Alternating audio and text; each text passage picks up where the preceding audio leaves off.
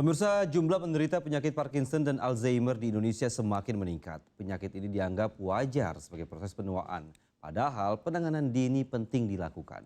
Hal ini dibahas dalam Simposium Internasional EMC Healthcare bekerja sama dengan King's College London. Seremonial pembukaan The First King's EMC Neuroscience Masterclass and Symposium. 3, 2, 1.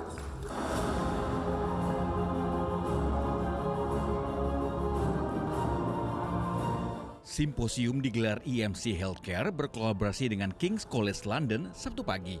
Simposium bertajuk Neurology Today, Translating Discoveries into Practice, dihadiri sejumlah ahli di bidang neurologi dari dalam dan luar negeri.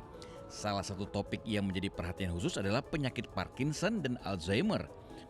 Penyakit ini menjadi tantangan kesehatan, terutama karena gejalanya kerap dianggap sebagai bagian normal dari proses penuaan. Padahal lebih dari itu, Parkinson termasuk penyakit yang berbahaya. Dan Indonesia kan sekarang populasinya juga usianya menua. Jadi dalam 5-10 tahun lagi mungkin nanti akan setara dengan stroke dan cancer ya, beban penyakitnya ini di Indonesia. Lebih baik kita mempersiapkan dari sekarang.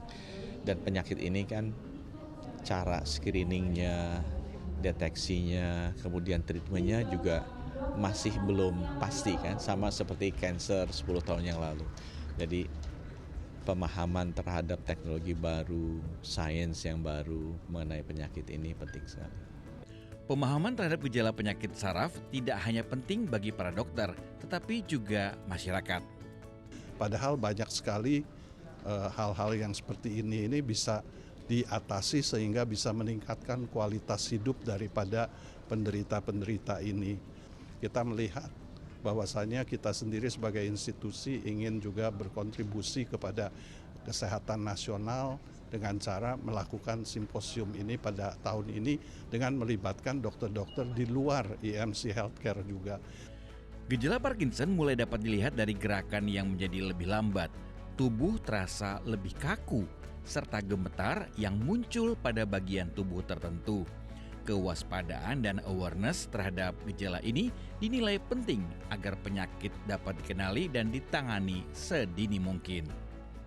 Sebetulnya dari data ternyata Indonesia ini di 2050 itu akan menjadi salah satu dari 10 negara dengan penderita Parkinson terbanyak. Jadi kita akan juara 6 penderita Parkinson di seluruh dunia. Apa yang perlu kita lakukan? Yang pasti harus ada edukasi lebih lanjut untuk membuat apa sih gejala-gejala awal supaya membuat awareness dari masyarakat bisa lebih tinggi sehingga kita tahu ini sesuatu kondisi yang ternyata penyakit loh, bukan sesuatu kondisi yang normal-normal aja.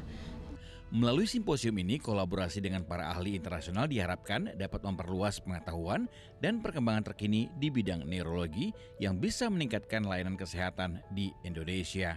Satria Andika dan Ahmad Teguh melaporkan dari Jakarta.